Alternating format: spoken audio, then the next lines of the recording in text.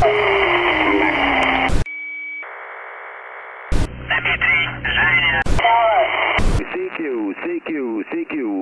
It just makes it a lot more fun.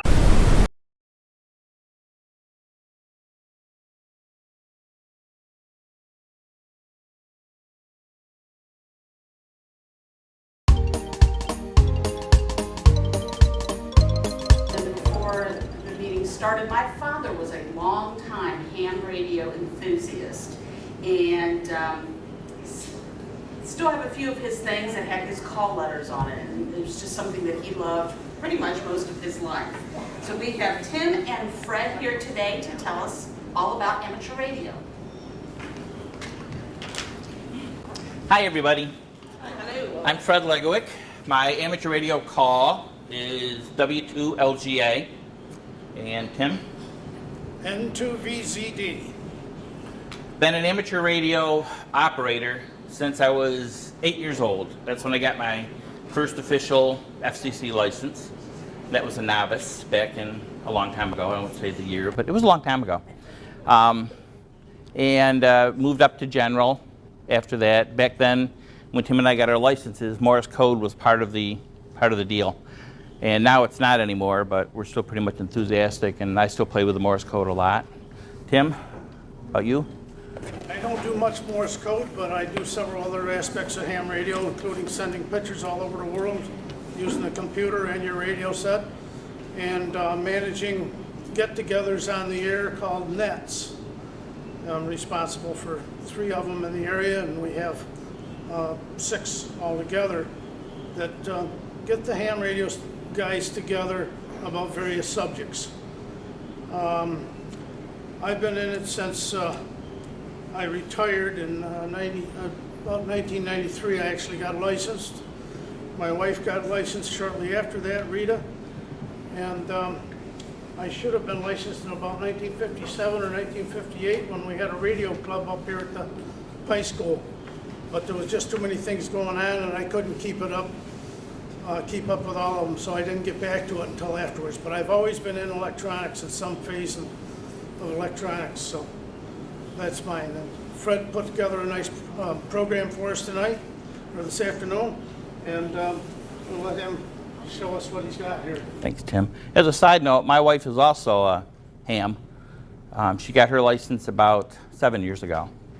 So she figured it's the only way she's going to be able to talk to me, because when things are going on, I'm in the basement, so at least that way.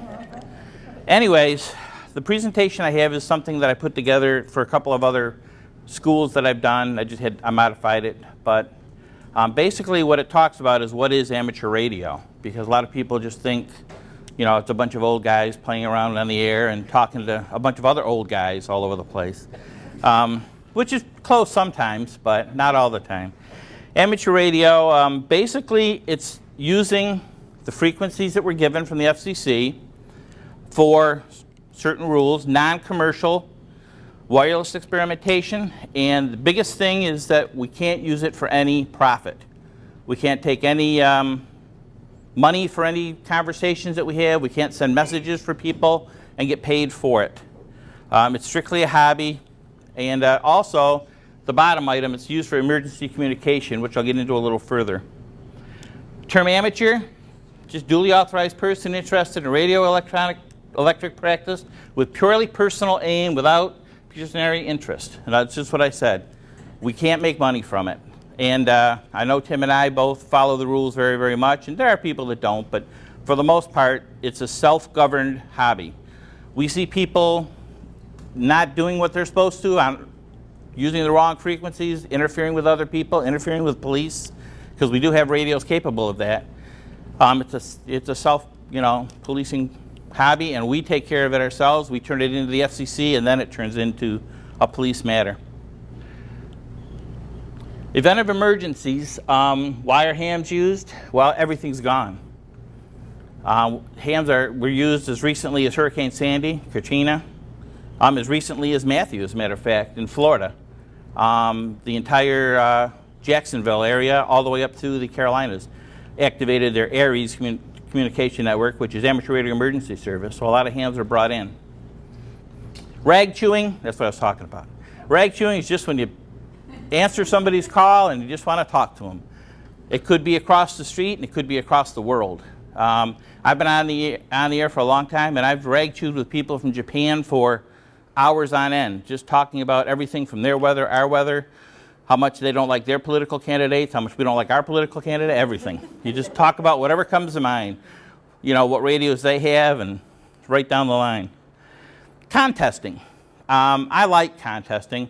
And basically what it is a lot of organizations put together certain contests. There was one last Saturday. The name of the game is called the New York QSO Party. You try to make a contact with somebody in every county, all 62 counties of New York State. And it's open to every ham in the world. You know, I actually talked to a ham in Italy that was playing the New York QSO Party. If he wants to, that's fine. And it's just nothing more than just honing your skills. That's all it's for. Cell phone, why don't we just use these? We get that a lot. Well, when you call somebody on a cell phone, if they're on the cell phone, it's busy. Ham radio can cut in. We use ham radio in this area for a lot of public service events. 2 weekends ago, I did the Empire State Marathon, and we were in charge of communication, and I actually had to call in an ambulance for somebody. A young lady did something to her knee. Don't ask me what it was, but it didn't look good to me. But you know, she didn't want me to call, and I called anyways. We got somebody there for her, and it turns out she had torn a meniscus or something. I just remember the guy telling us that, and you know, they had to take her away in an ambulance. That's why. Cell phones aren't as reliable. Plus, if you lose power, if the cell tower loses power, you don't have a cell phone anymore. Amateur radio is always there. We have some set up over here, and they're running off that little battery power thing on the bottom. And you know, like I said, it never fails. It's always there. You know, you always have backup batteries. Licenses, as of now, there are only 3: technician, general, and extra. I'm an extra class license. Back when I got my license, we had 2 others, novice and advanced. Novice used to be good for 2 years only, and that was designated by an N in your call sign. My original call sign was N2VZD, N meaning novice. When I passed my general class, they just simply dropped the N. Technician is basically 10 meters and above. What that means, it's UHF, VHF, it's all type frequencies. I'm not really going to get into a lot of that. But basically what it's for more local communication. That's what it means. It means that, you know, I can talk to Tim when he's up on DeBall Road and I'm way over in Liverpool, and, you know, we use repeaters, local repeaters. It's getting so now that the repeaters are being linked so you can talk to people all over the state on this, which never used to be. General and extra class have privileges on everything. All over the world. It's called HF. International agreement, each company is assigned a prefix. That's how you know who you're talking to. The prefix determines where the ham is located. We were talking to the young lady. She was asking about her father's call letters, and we explained what each one meant. U.S. prefixes are W and K, and now they've added N and AA more recently. Like Tim said, his starts with N, mine starts with W. It just means we're the United States. Other countries are just use different ones. Canada is VE. My call letter W2LGA, just the W means I'm in the United States. 2 means I'm New York, or it could be New Jersey too, I believe. And LGA is just a suffix. That's just when I got my license. You can replace your call sign by a vanity call sign. That just simply means that if you don't like your original call sign, you can go ahead and pay a little extra money, of course, and they'll give you a call sign of your choosing as long as nobody else has it. My call is W2LGA. My wife's is K2LGA.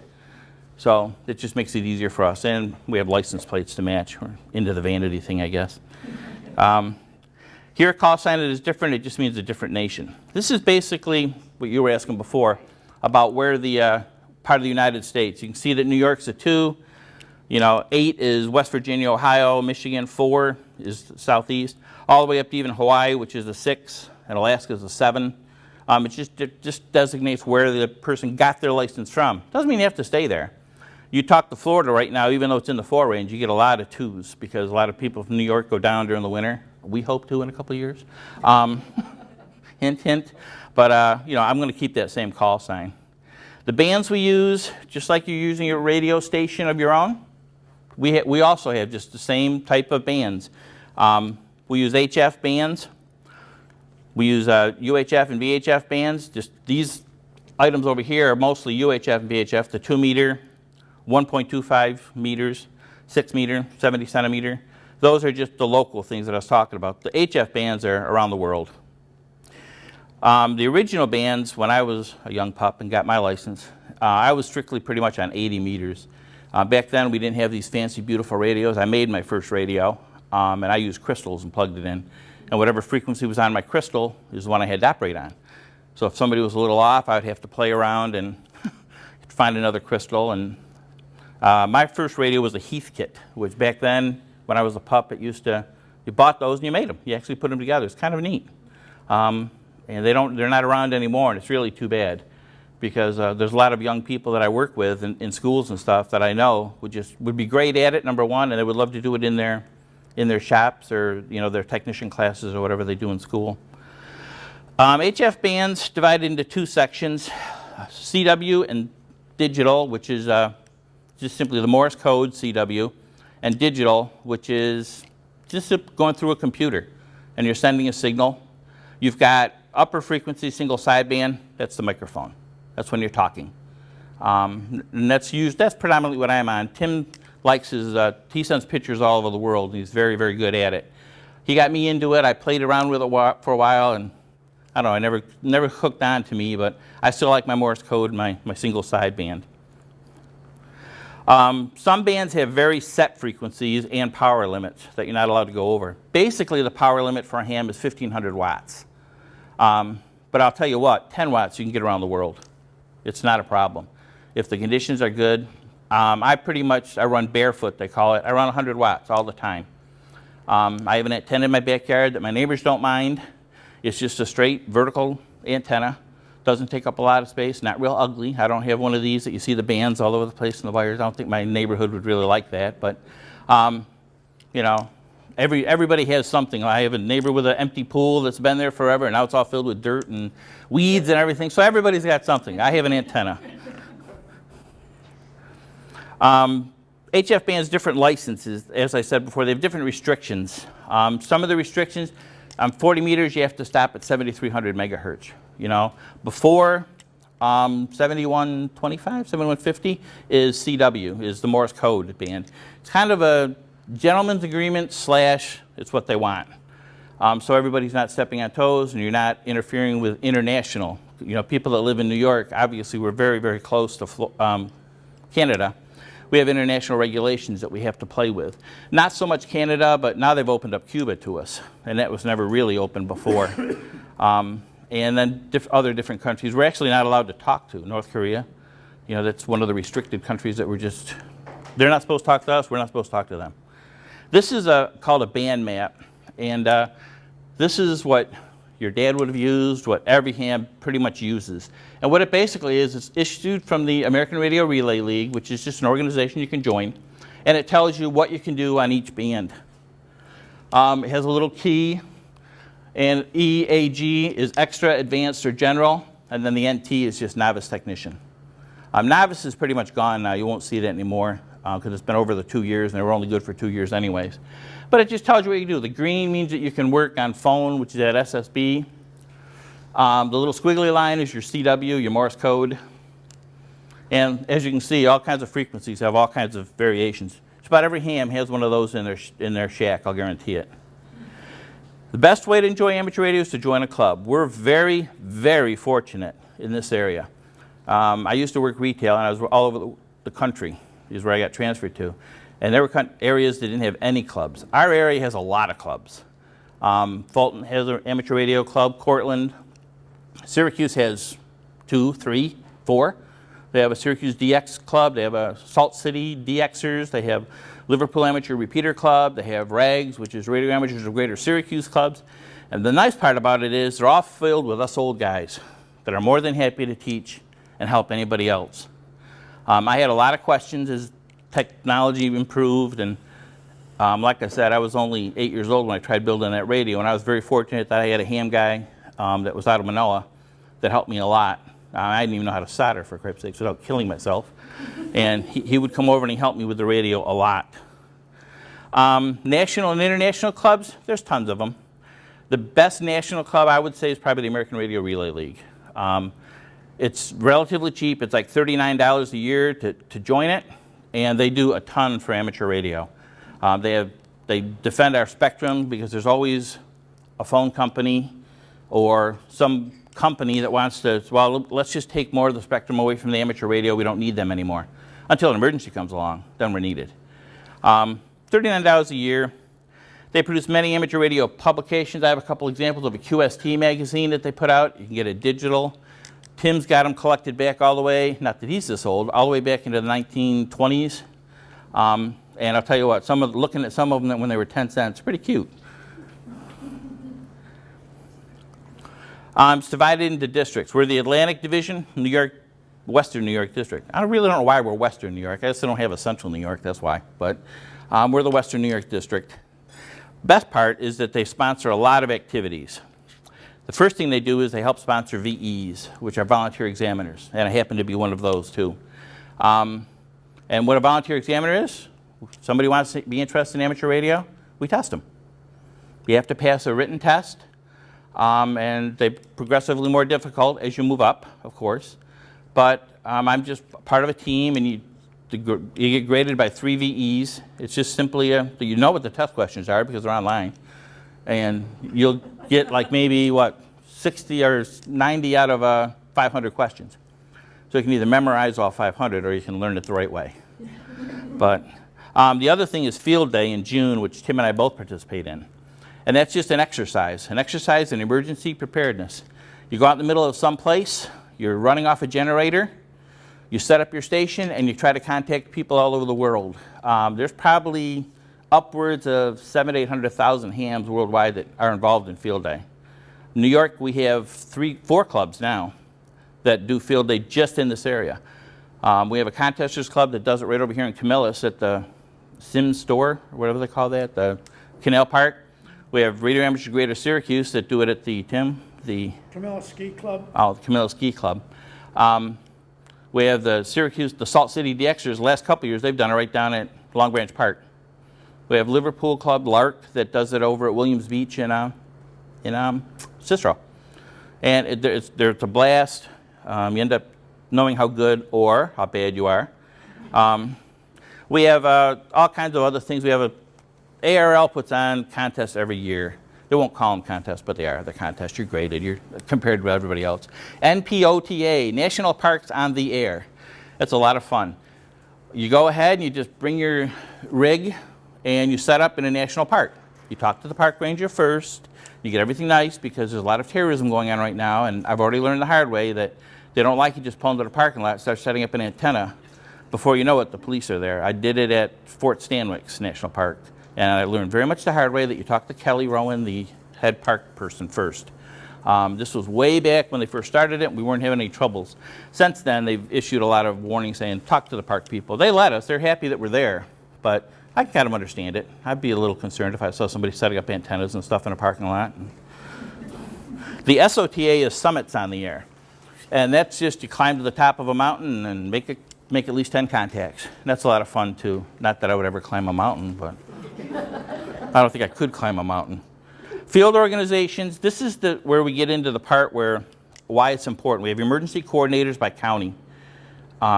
Who's our county one now? Used to be Viv, now it's Rich.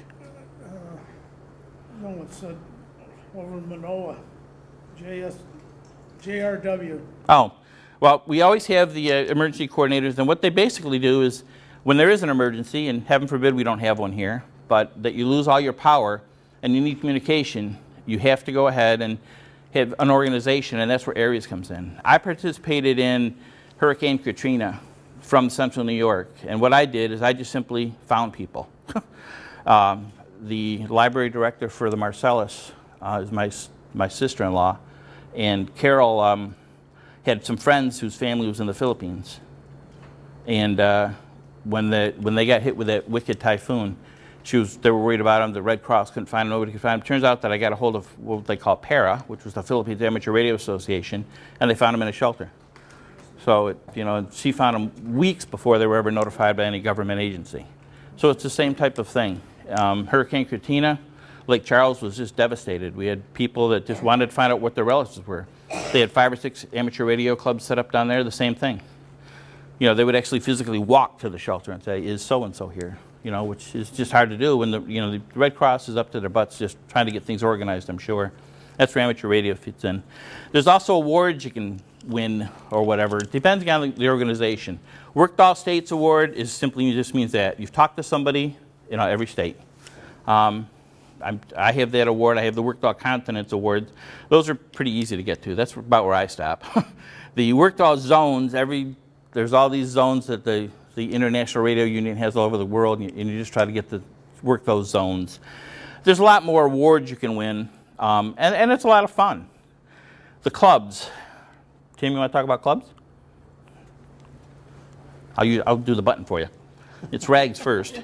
Radio Amateurs of the Greater Syracuse has been here since the 40s, and they are a social club mainly, and they also do a lot for emergency service in the area and public service. They have typically done the St. Patrick's Day Parade ever since it started, have volunteers there coordinating, keeping the announcers up to date on who's coming around the corner next, and any emergencies that happen along the route, they can get help there instantly.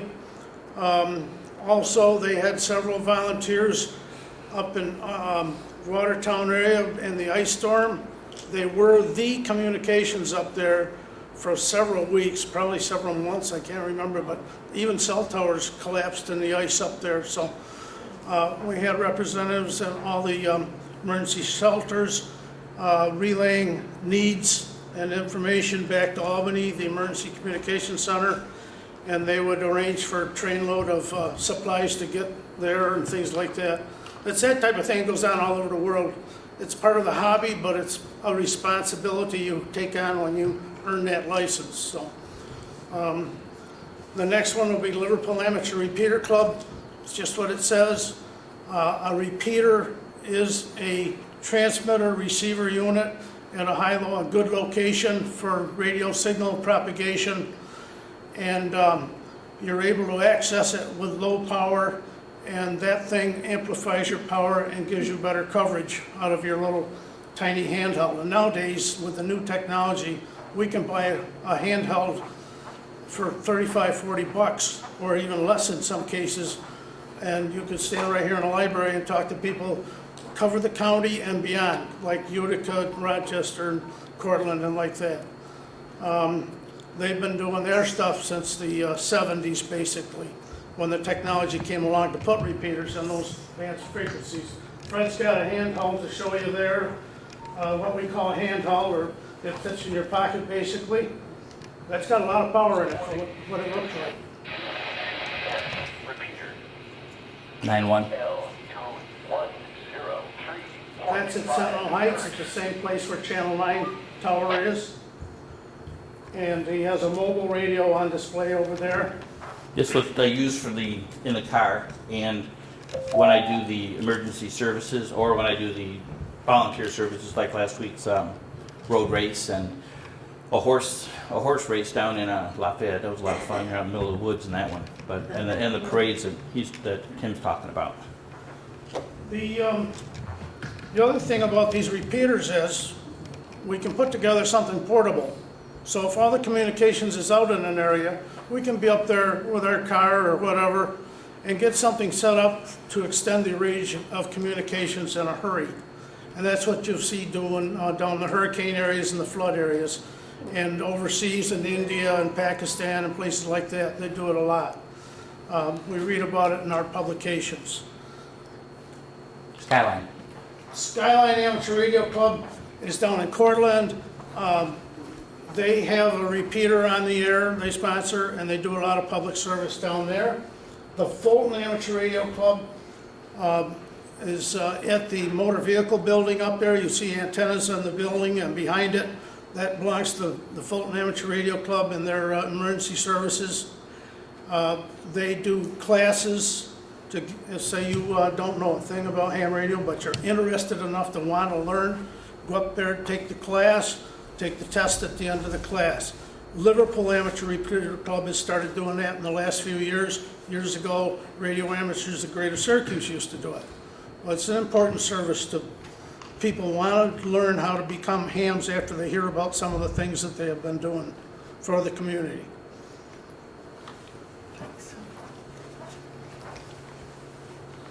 International clubs, there's a couple international and national clubs both that Tim and I both are affiliated with. The QCWA, which that's kind of the old folks one. Quarter Century Wireless Association. You have to be licensed for 25 years and to become a member. And they do a lot of things. We meet every month over at Denny's in North Syracuse and RagChew, talk about what we did or didn't do. And they have the kind of what you guys do here. They have door prizes and stuff, whatever it may be. And you have a somebody do a presentation. One of the neatest presentations I remember is a local ham, Steve Auer, gave us a video of somebody changing the indicator light on top of a 2,000-foot mast. It was for I guess a television. But they actually showed this guy going up there, and he had one of those, what do they call it, camera-to-go cameras or whatever, and holy crap, man, no way. He's looking down. He's got this little leather strap, and he's climbing this thing. But that was kind of neat. I think that was in New York City. New York City? On one of the tallest antennas. Also, I forgot to mention, these radio clubs have monthly meetings, except maybe a couple during the summer they miss out. And anybody has any interest at all in seeing what it's about are welcome at any one of the meetings. And they're all online. If you just type amateur radio into your browser, or around here, upstateham.com has everything going on anywhere with ham radio and what it's all about. So if you need help, get over it. And that's where if you're gonna get into this, as I said at the very beginning of the presentation, local clubs are where it's at. They have the old guys like us. We have a lot of young kids that are starting. When my wife decided that she was gonna do it, she actually went to a class, one of the classes Tim was talking about. Now You're Talking. Steve, I think, put it on, as a matter of fact, now that I think about it. And that's where she learned about just the basics, so she could at least get her technician license. And it's kind of nice having her, too, to be honest with you. She goes on these public service with me, and because we're using, the the higher frequencies, the UHF, and she's licensed for that, so she can actually get on the radio, too, so I don't have to sit there all the time. Repeaters, Tim talked about. Basically what they do is they bring in one signal, to kick it out at more power so you get better coverage. We use repeaters in this area a lot. We have two types basically of repeaters. Whoops, I'm hitting buttons that I shouldn't. I don't have my glass on.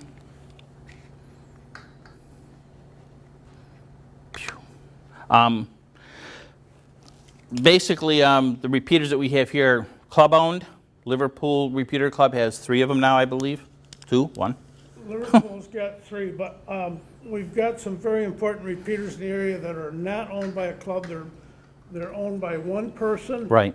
But a bunch of us got together and donated the money required, and they're at a super site. They're at the Channel 3 TV site, the one you see, the big, huge antennas as you head south of Syracuse on the east side of the road with the 3 antennas on top. That's at 865 feet above a hill, 1,400 feet. So there's club-owned repeaters and there's individual-owned repeaters. And by an individual, it can just be a single ham. Tim could own one and put it up. I could own one and put it up. There's nothing wrong with it, and it's perfectly legal. The clubs, they have theirs too, like I said, but the individual are used probably much more than actually the clubs, I personally feel, especially the one Tim's talking about, the 14667, which is, we all put in money, and it's just it just seems to work the best. It's great coverage. There are also ways to use these radios even without repeaters, where if you're close enough, you can just go, they call it simplex. You're just talking directly through whatever frequency.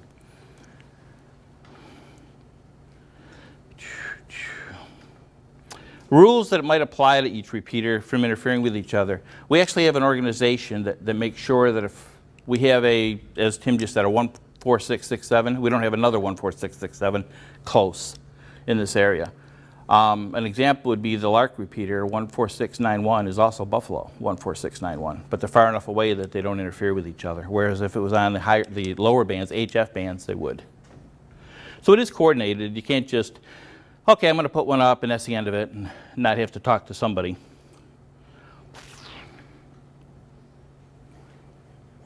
Okay, the last issue. You want to talk about that one?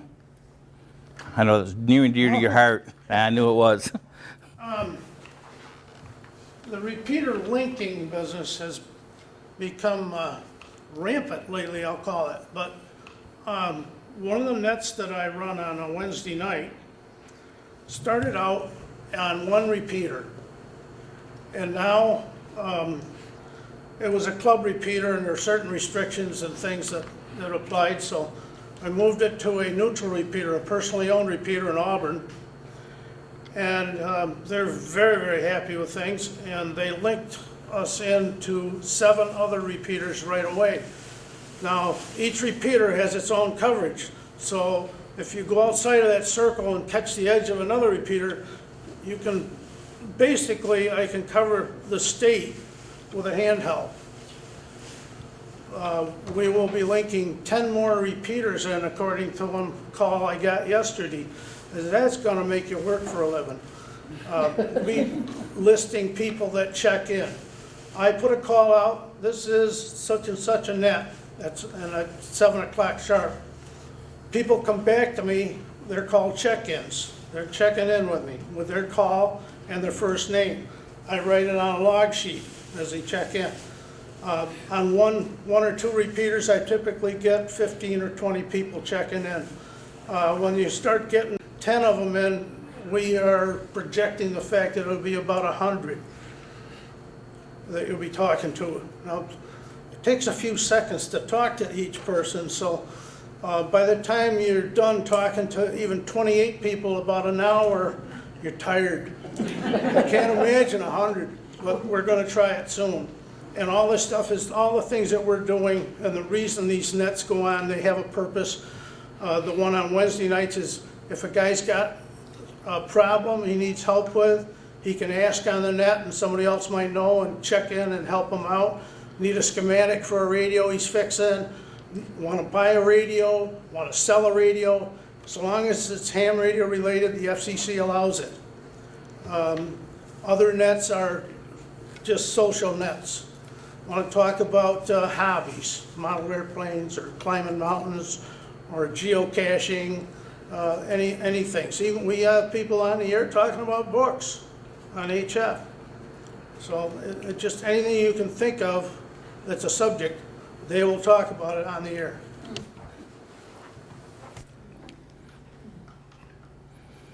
Different modes I've pretty much covered. The modes that we're allowed to use as hams cover everything from, like I said, CW Morse code, AM, FM, single sideband. We're allowed to talk on any of those bands within certain frequency restrictions.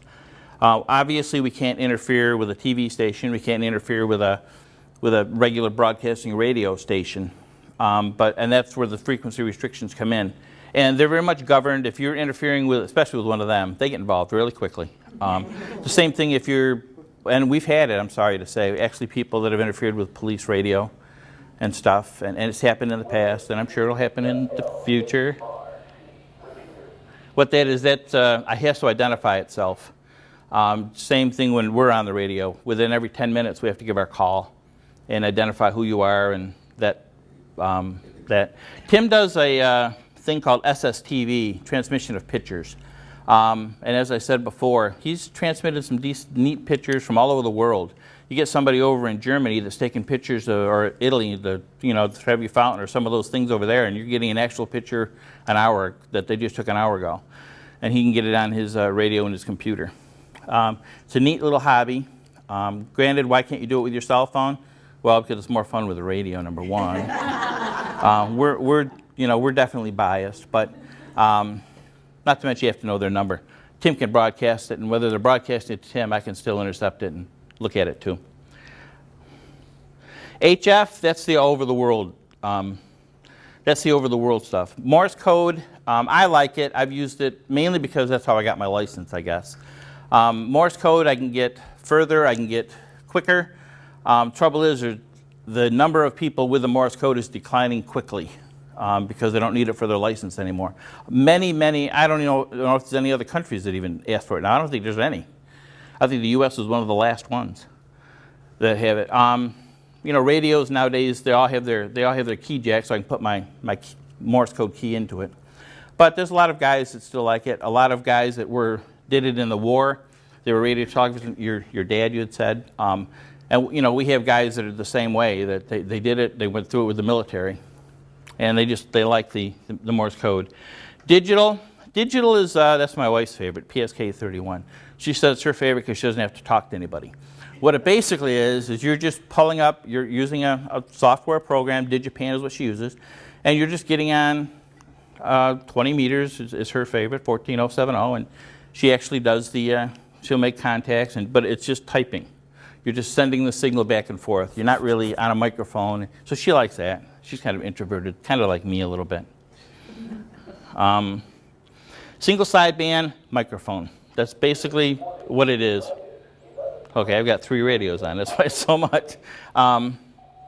Propagation just means when is the best time to talk? There's all kinds of things that has to happen for our radio signals to get through. During the day, there's 2 layers of the ionosphere. At night, there's only 1. The F1, F2 combined. So propagation is a very big factor, a very big thing. There's all kinds of other factors that involve into it. You have gray line propagation, which is night and day, where the line between night and day, sometimes it's better, sometimes it's good. You even have, if there's a meteor shower, you bounce it off, meteor scatter. You have an EME, which is an Earth-Moon-Earth contact, where you bounce it off the moon and come back and talk to somebody. There's all kinds of different ways to get the communication. So we were talking about packet before. Go ahead. We have one person in town that used to do a lot of EME, and people here in this room probably have driven by the antenna many times, wondering what it is, and that's the big 48-foot microwave dish out Canton Street, just over the village line on your right. Belongs to Mark Gummer, and he used to bounce signals off the moon all the time. He's got other hobbies now, so. That ham shack is a construction trailer full of radio gear, and it's just sitting there full of cobwebs now. Wow. And that's the nature of this hobby, to be honest with you. A lot of people get into it for a while, get out of it, and myself included. You know, when I was working, I'm retired now, but when I was working, I had a lot, I moved around a lot, so I had trouble setting up shacks and stuff, so I ended up with the handhelds a lot and stuff like that a lot. Different types of operating, I think we had talked about rag chewing a few. Nets.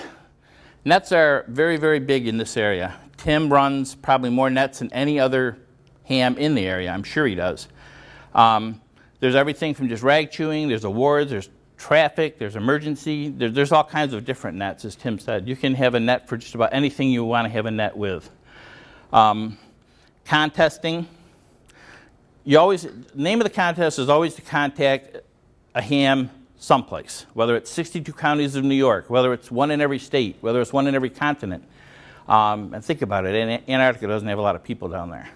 But they do have DX expeditions that'll go down there, and then there's about 4 or 5 million hams in the world that are trying to contact that one little station. So, and like I said, I run barefoot, I only run the 100 watts, but I did it once, and that's all it took. There's also different types of the ISS. That's a real good example. The International Space Station has a ham on it. They also have 2 radios on it that can be used. I was very fortunate that years ago when my wife's from Canada, we were going up to her uncle's place in Smith Falls, not that you know where that is, but it's in the middle of Canada up there, out in the middle of nowhere. And I was playing with my radio because I was bored silly. And I happened to be keying in my new radio, keying in the frequencies, and I was keying in to set it up for the ISS, and all of a sudden I heard the ISS. I heard Doug Wheelock talking. And so I answered him, and he actually answered me back. So I got a nice certificate that I contacted with the ISS. And there's schools that are set up. Phoenix School has done it 3 or 4 times, as a matter of fact. Central Square has too, where they've actually talked to the International Space Station, where you can actually schedule it. I've done it once. I never got through the contact. That was with Elmcrest Elementary. I had everything set up, but the propagation was bad. It just didn't work. It didn't go through. But and that happens. You're not guaranteed weather, not in this area, as you know. But it's kind of neat. The kids love it. The kids, they literally shoot home to tell their parents that they talked to an astronaut in the space station. Done it the most. Yeah, the most used to do it. These is Tim's. I'm going to bring the screen up, and I'm going to turn it back over to Tim. Here you go. Nets, your favorite. Well, I covered that. Well, you probably did, but there's a couple things. Well, Basically, I've covered what we do on nets most of the time. But also, there are times when we might need a good round table of communications for emergencies going on. As simple as a town without power or a big fire or something like that. Somebody will call in and say, we have emergency traffic. That's when I shut up and they do the talking. We might have police interfacing with the ham radio operators at points too, and other public services, fire departments and things like that need help sometimes. So,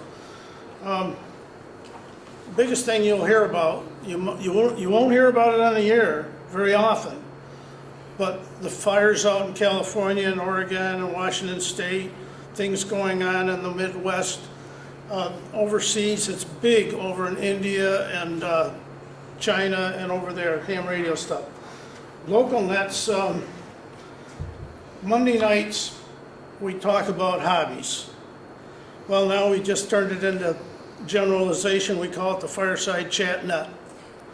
Tuesday nights, that got started to promote activity on a certain band of frequencies called 6 meters. But the Quarter Century Wireless Association adopted that net. Wednesday nights is the big swap net. Everybody looks forward to Wednesday night and all the LinkedIn repeaters. Saturday night is when we send pictures. We're using the Fulton Amateur Radio Club's repeater, sending pictures back and forth, and pictures we took with our own cameras. I've always got one in my pocket, or pictures that we've picked off the internet that are of interest. If you type train photos into your browser, or plane photos, or car photos, or anything, any subject, type it in your browser, you're going to come up with pictures that you can right-click on and save in a directory and then pump them out on the air with your ham radio. So that's been a lot of fun, and some people are really addicted to it. Sunday nights, as the Radio Amateurs of Greater Syracuse rag through net. Gentleman comes on, runs that net, we all check in. We comment on each other's signal strengths, or hey, I put a new mic on, how do I sound? I got a different antenna, I got a different radio, how do I sound? That's basically just say hello net. We have a lot of fun with that.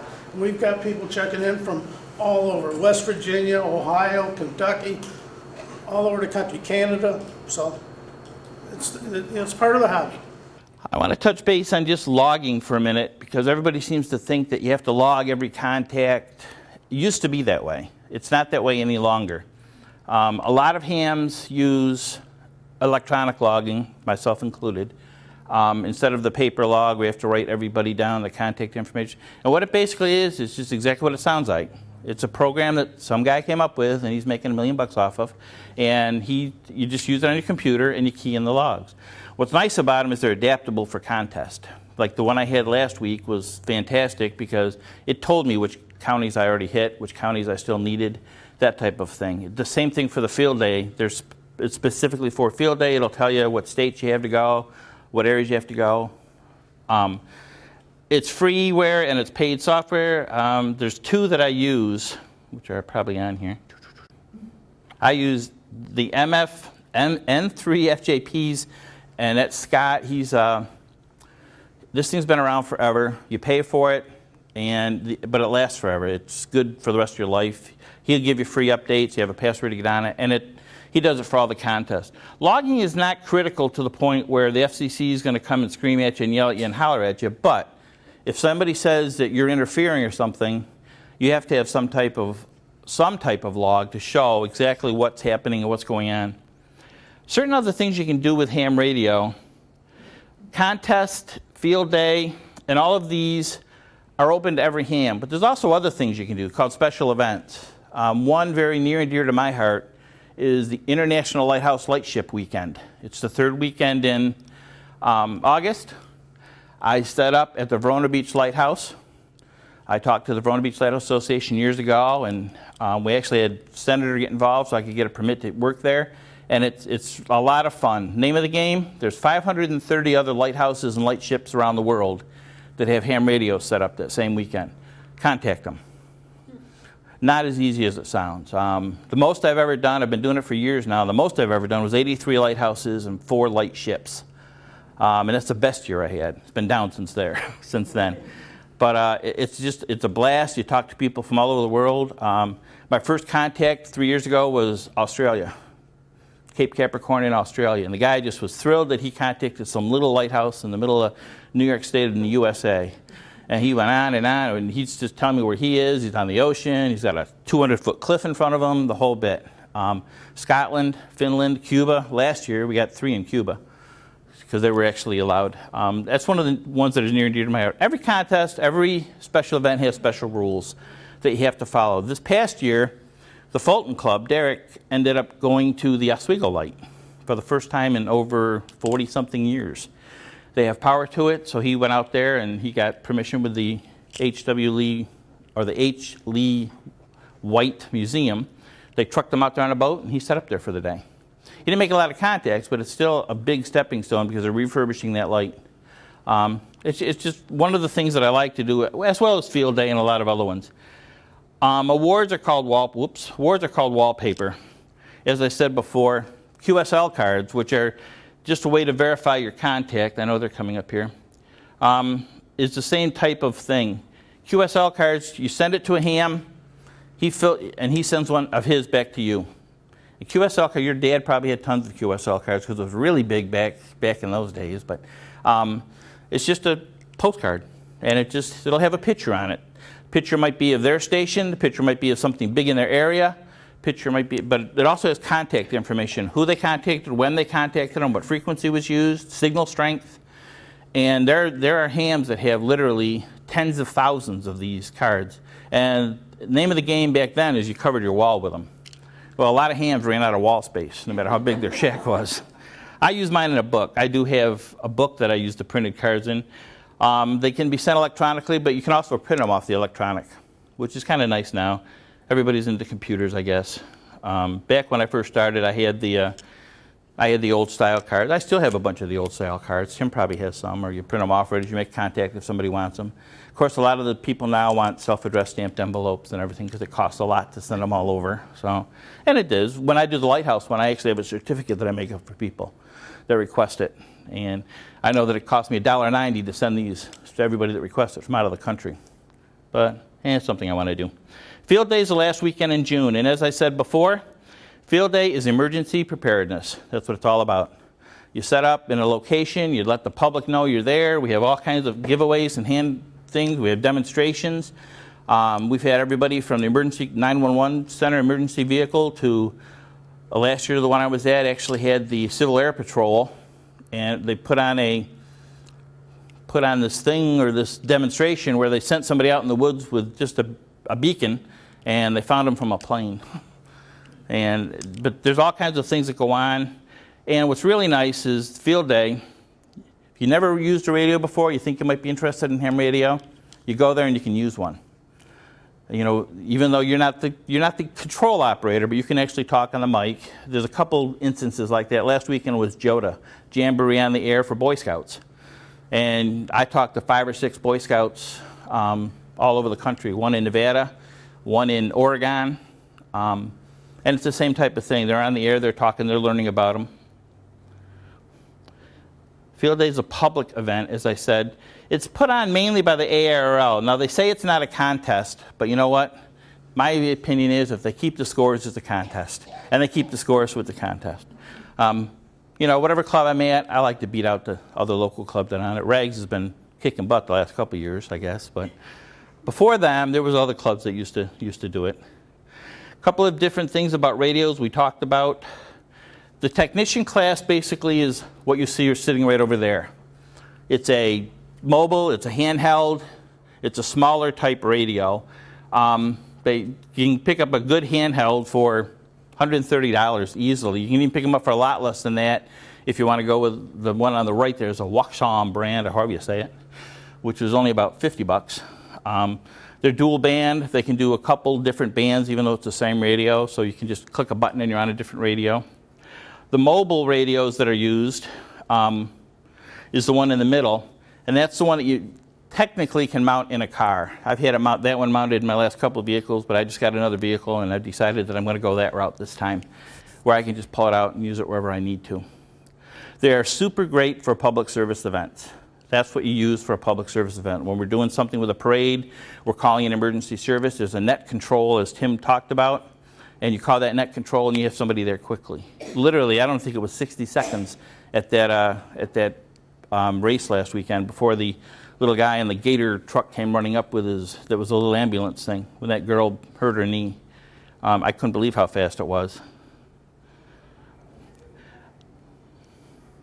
Some of these are things I talk about with hams that are already licensed and stuff. HF radios. Tim has, we have one here today, but it's too big and we just didn't want to bring it in, number one. But they're typically larger radios. Some of them have things like automatic antenna tuners. They have all kinds of pluses with them, all the bells and whistles per se. They run 100 watts constantly usually, or even higher now.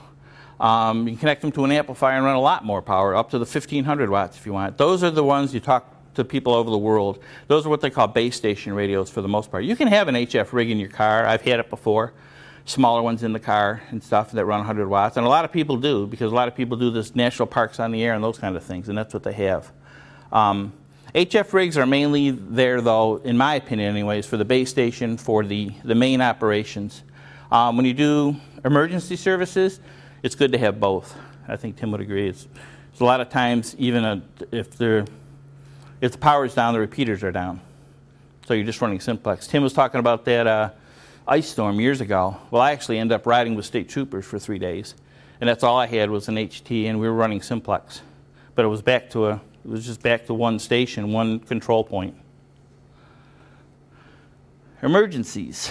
The emergency service that Tim and I are most probably use is the ARES, the Amateur Radio Emergency Service.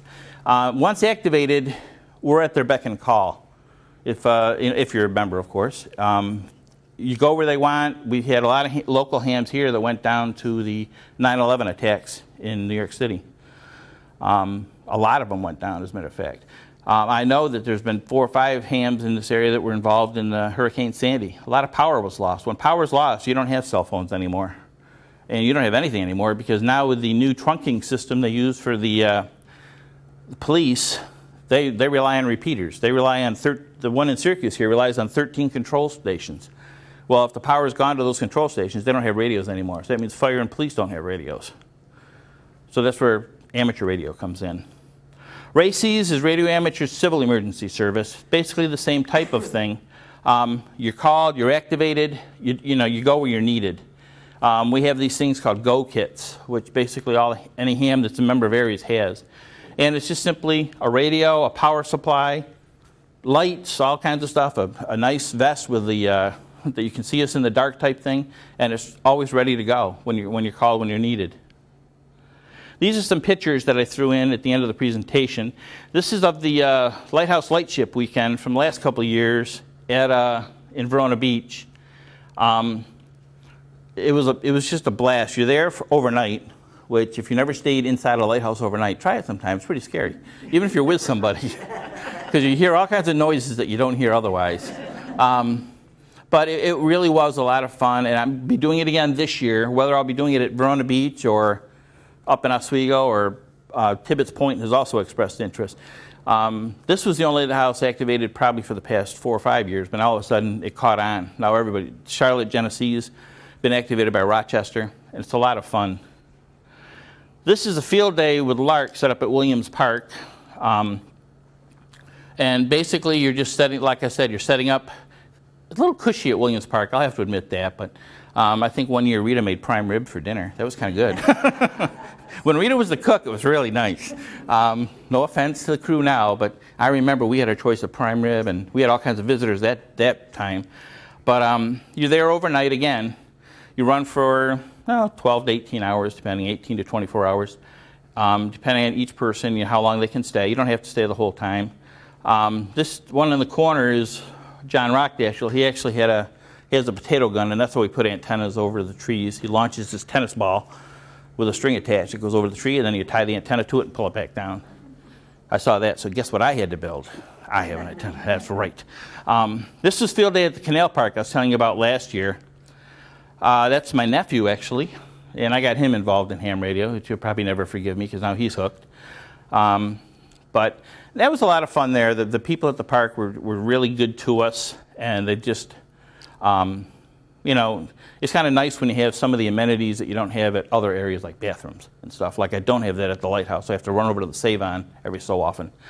But it's kind of nice when you have those kind of amenities. We didn't have prime rib though, but other than that, that's basically the presentation. Oh, this is our club picnic from, I forgot I put that one on here. I didn't tell Tim I did that.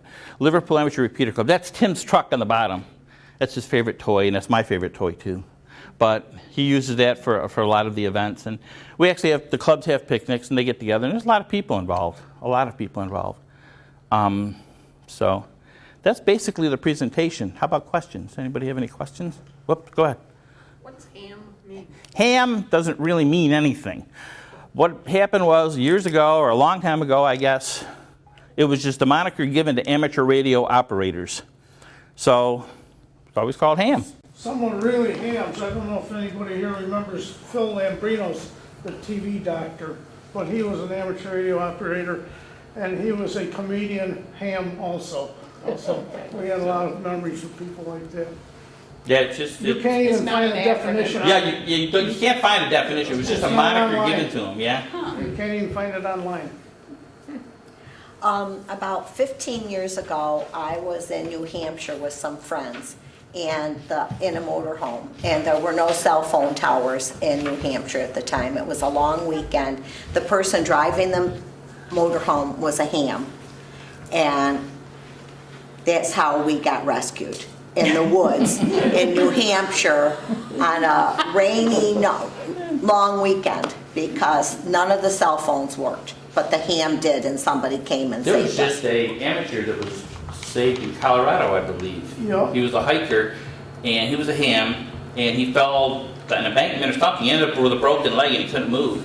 And the only thing he had with him was a handheld, and they were able to find him from that. We had an episode ourselves. We used to go to an amateur radio ham fest, which is a get-together in an area selling and buying radio stuff and putting on presentations in Lake Placid. And we went there, they had it 7 years there. But one of the times coming back, we came back the northern route 3 most of the way. And I had a car behind me. It was fairly early in the morning. We left the hotel and headed home. And the car was behind me, wasn't doing anything wrong, it was just following me back there, and I kept for mile upon mile, the car's behind me. All of a sudden I heard a pop, and I thought it was something under the hood of our car. But all the gauges are okay, and I look in the rearview mirror and he's gone.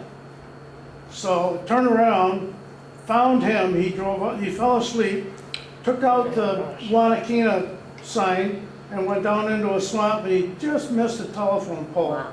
And by the time we got there, he and the dog were walking up the embankment. Well, I tried the cell phone, nothing. Finally, I tried see if I could still reach the ham repeater that was the talk-in frequency used to get people to the ham fest. Loud and clear. I had a ranger there in minutes, and a state trooper shortly behind me. Wow. So no cell phone coverage for mine. I even drove up the road a couple miles and back, and I couldn't get cell phone coverage. So finally, Should have used the ham first, then the cell well, phone. I really didn't think I'd be able to catch that repeater system, and I would have had to do research with a book to find a repeater, you know. Yep. Now, one of the clubs in this area has put repeaters up in that area where cell phone coverage is a problem. Bearbait radio. Bearbait, yep. And made it known to amateur radio operators that, hey, we got coverage all over here where we didn't have it before. Yep. Any problem taking those on airplanes? Not No, all. not at all. Heard not at one all. last week.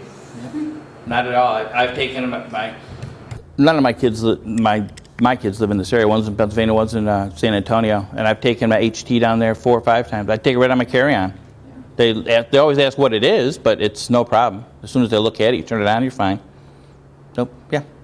You mentioned that kids like to get involved. Now, how old does a person have to be to get a license?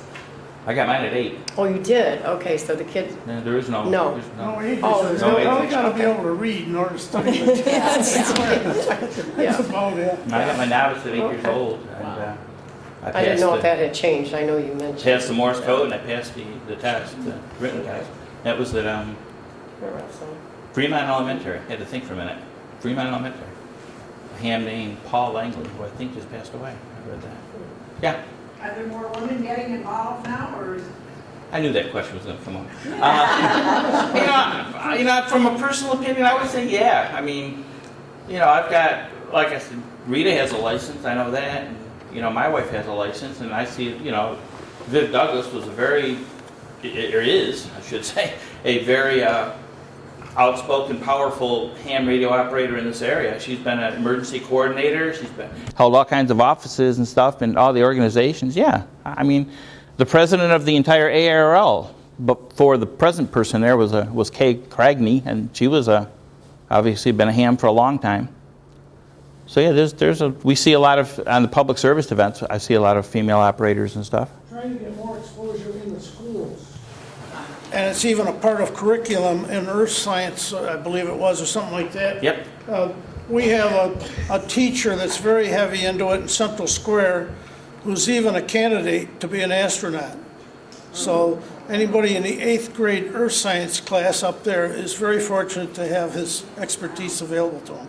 I've done presentations at Vernon Brown and Sherrill and Liverpool and North Syracuse elementary schools. The same basic presentation. No offense, but I try to downgrade it some and make it more fun. But it's, they love it. I bring a little code key that's hooked to a little oscillator, so you can hear it going beep beep beep beep beep beep beep beep, and they can, I put the Morse code up there, and they send their own name and stuff like that, and I give them a little certificate and stuff, and, all that kind of stuff. And I think Tim hit it right on the head. As long as keep getting the exposure, it's not like it's not necessary. It's already been proven that as lately as Hurricane Matthew. Without amateur radio in North Carolina, they flat out said that they would not, still to this day, would not have communications out of that area. A lot of those areas are mountainous. They're, and once power's gone, it's gone. I will have to say that I didn't realize how important it was. I thought it was just for people that had to get to gab. Well, that too.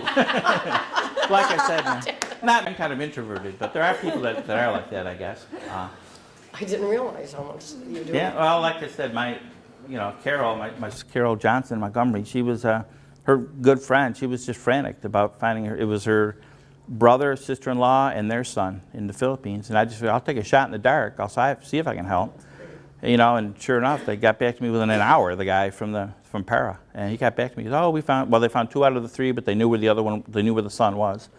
And, they were like super relieved. Back when we first got licensed in the 90s, so you can imagine what it was like before that even.